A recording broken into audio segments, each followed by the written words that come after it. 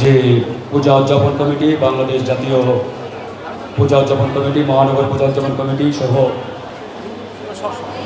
হিন্দু সম্প্রদায়ের ভাই বোনদের সকলকে আমি শারদীয় শুভেচ্ছা জানাচ্ছি। ইতিপূর্বে আমার দলের সাধারণ সম্পাদক রাশেদ খান বক্তব্য রেখেছেন।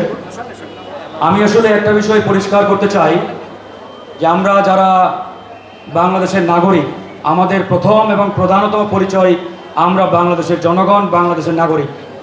ধর্মীয় কারণে কেউ হিন্দু, কেউ বৌদ্ধ, কেউ খ্রিস্টান, কেউ মুসলমান। আমি কাউকে সংখ্যালঘু কিংবা সংখ্যাগুরু বলতে চাই না। আমরা সবাই বাংলাদেশের নাগরিক। তো হিন্দু সম্প্রদায়ের সবচাইতে বড় ধর্মীয় উৎসব দুর্গাপূজা। তো এই দুর্গাপূজা যাতে সুন্দরভাবে, সুষ্ঠুভাবে আমাদের হিন্দু সম্প্রদায়ের ভাই বোনেরা উদযাপন করতে পারে, পালন করতে পারে, এটা দেখভাল করার প্রধানতম দায়িত্ব রাষ্ট্রের। দ্বিতীয়ত, আমরা যারা রাজনীতি করি, বিভিন্ন রাজনৈতিক দলের নেতৃবৃন্দ রয়েছি, আমাদেরও দায়বদ্ধতা রয়েছে, আমাদেরও একটা দায়িত্ব রয়েছে।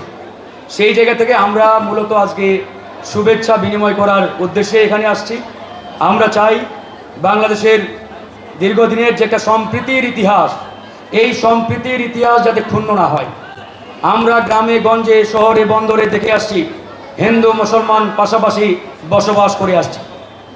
আমাদের হাজার বছরের ঐতিহ্য ইতিহাস রয়েছে। হিন্দু মুসলিম বৌদ্ধ খ্রিস্টান সবাই একসাথে পাশাপাশি বসে আমরা কিন্তু দীর্ঘদিনের একটা ইতিহাস রচনা করেছি।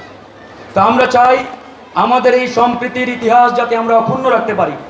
সম্প্রীতির ইতিহাস, সম্প্রীতির বন্ধনে বাংলাদেশ যাতে এগিয়ে যায়, আমরা এই সম্প্রীতির বন্ধনে, সম্প্রীতির ইতিহাসের উপরে জোর দেওয়ার উদ্দেশ্যেই আমরা মূলত সবসময় ফোকাস করি। এখানে অসংখ্য ভাই বন্ধু রয়েছেন, হিন্দু সম্প্রদায়ের নাগরিকবৃন্দ রয়েছেন। আপনারা এই দেশের নাগরিক, আমরাও এই দেশের নাগরিক। আপনারা এই দেশের জনগণ, আমরাও এই দেশের জনগণ।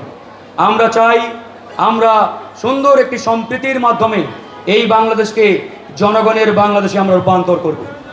আমরা কারো তাবেদারি মানব না, কারো তাবেদারির বিরুদ্ধে বা তাবেদারের কাছে বশ্যতাও স্বীকার করব না।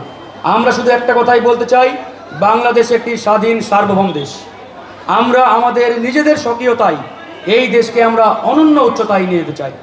তাই আমরা সকল ভেদাভেদ ভুলে, রাজনৈতিক, সামাজিক, ধর্মীয় কারণে নিজেদের মধ্যে কোনো দূরত্ব না রেখে সবাই যদি মিলেমিশে এই বাংলাদেশকে বিনির্মাণ করার লক্ষ্যে কাজ করতে পারি, ঐক্যবদ্ধ থাকতে পারি, আমার দৃঢ় বিশ্বাস এই বাংলাদেশ এগিয়ে যাবে। পরিশেষে আপনাদের পাশে সবসময় আমরা গণ অধিকার পরিষদ আছি, ভবিষ্যতে থাকব। ভালো থাকবেন, আপনাদের সর্বাঙ্গীন মঙ্গল কামনা করছি।